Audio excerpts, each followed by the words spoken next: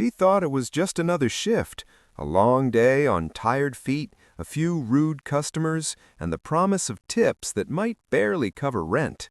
But before the dinner crowd even settled, one moment changed everything.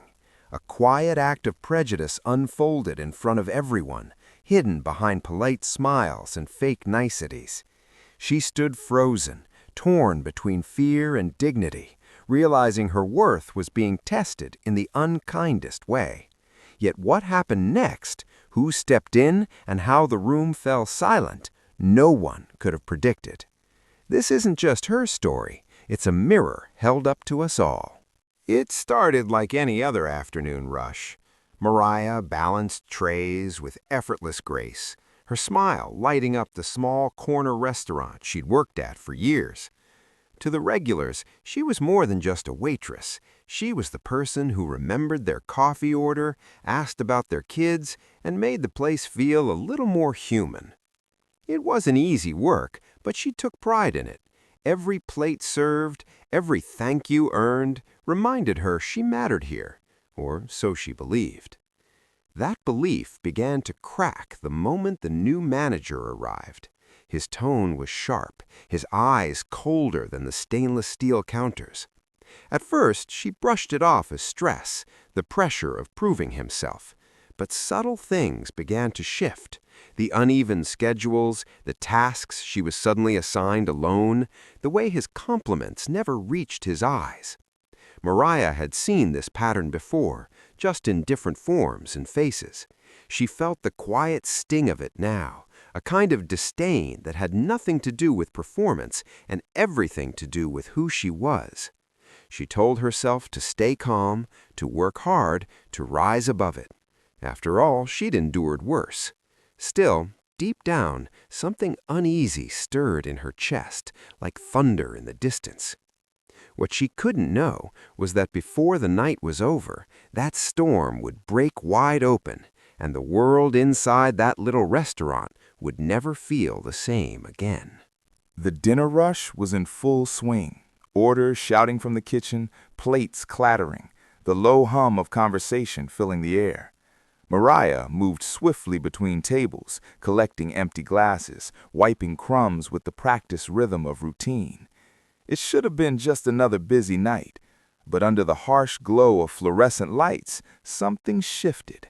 The new manager, Mr. Collins, watched her too closely, not in the way a supervisor should, but like he was waiting for a mistake to pounce on. It started small, a cold comment here, a public correction there. When a customer forgot their order, he blamed her, his words slicing through the air loud enough for everyone to hear. "You people need to pay attention," he said, half smirking, moving on before the sting fully registered. Some coworkers looked down, others pretended not to notice. Mariah felt the heat in her face, swallowing back anger she couldn't afford to show. In this job, silence could be the only form of survival. But the pattern grew bolder. He began reassigning her easy shifts, giving her heavier workloads, changing policies that somehow always made her life harder. One evening, he asked a new hire, a young man with less experience, to keep an eye on her, like she was untrustworthy. The implication was clear. And still, Mariah pressed on, tucking away the humiliation beneath professionalism that deserved more respect than she ever received.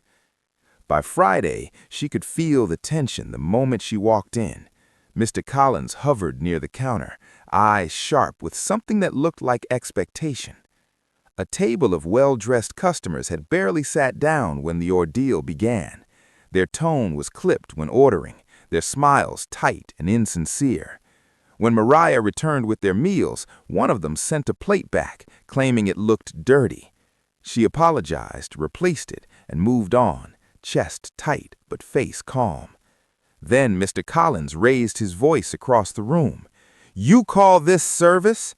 Every head turned. The words echoed off the tile, slicing through the chatter. He slammed the returned plate onto the counter for everyone to see. "This is what happens when standards drop," he continued, his glare locked on Mariah. She felt her stomach drop. The moment stretched painfully long. She could hear her breath, shallow, tight, and the murmur of onlookers. A coworker reached out, whispering, "Let it go." But she couldn't, not anymore. Something deep inside her, the same strength that had carried her through every silent flight, rose to the surface. Her hands shook, but her voice held steady as she said quietly, "I deserve respect." It wasn't loud. It didn't have to be. The room froze. Mr. Collins' mouth curled, and for a heartbeat, he looked ready to unleash again. But then the bell above the door jingled, cutting the moment like a blade through tension. The air shifted. A heavy silence fell as the newcomer's shadow stretched across the floor. No one yet realized that this single arrival would turn the night and every power dynamic in that room completely upside down. The door swung shut behind the newcomer, a heavy thud that silenced the entire room. Every whisper died mid-sentence. The man who entered was calm, almost disarmingly so. Gray suit, silver watch, an authority that didn't need announcing. But when his gaze swept the restaurant, it carried weight, the kind that made even the loudest voices shrink. Mr. Collins greeted him first, suddenly chipper. "Good evening, sir. We'll have someone right—" The man didn't answer. He looked past him to Mariah, the waitress standing rigid beside the counter, humiliation still burning across her face. Their eyes met for half a second. Something unreadable passed between them. Recognition, maybe, or just quiet understanding. Then he turned back to Collins. "I'll take my usual table," he said evenly. His tone was mild, but the words landed like iron. No one realized until then that this wasn't just any customer. He owned 3 of the restaurants in their district. Mariah moved reflexively to serve him, desperate to stay invisible. But Collins interjected, hand clamping around her arm. "Not her. She's had enough chances." The grip tightened, and for a brief moment the weight of every unspoken prejudice pressed down. The room held its breath. Then, with quiet precision, the man rose from his chair. Every eye followed as he crossed the floor. He stopped inches from Collins, his voice low but unmistakably sharp. "Take your hand off her." Each word struck like a small explosion in the stillness. Collins froze, color draining from his face. The hand dropped. The man looked toward Mariah. "You're fine," he said simply. Nothing dramatic, just certainty stated as fact. And then to the rest of the staff, who still stood motionless in the charged air, "She's the best one here. I've watched long enough." The truth in his voice shattered something unseen. An authority suddenly realigned. Collins stammered, searching for control that would never return. Mariah didn't speak. She didn't need to. For the first time all night, silence itself carried dignity. But the question lingered, heavy and unresolved. Why did it take a man of power to make the world listen?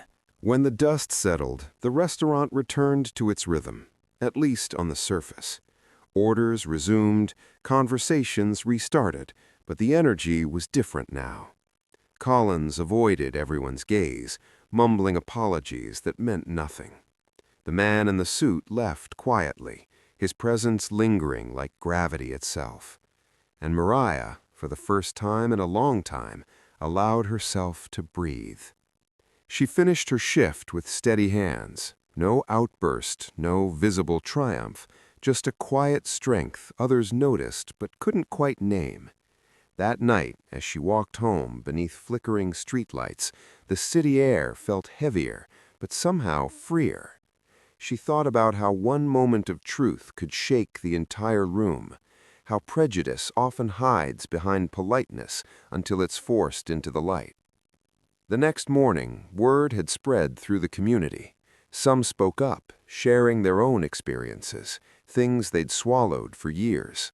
The simple act of someone seeing her humanity had reminded them of their own. And that's the thing about moments like this. They don't just expose injustice, they reveal the silence that keeps it alive. Mariah didn't walk away unscarred, but she walked away unbroken. The weight of that night still lived with her, not as pain, but as purpose. She realized that her dignity was never granted by others. It was something she carried all along, even when the world refused to see it. But the truth is, for every Mariah who's witnessed that kind of quiet cruelty, countless others still endure it in silence. So the question remains for all of us: when prejudice unfolds right in front of our eyes, will we look away, or will we finally decide that silence has lasted long enough?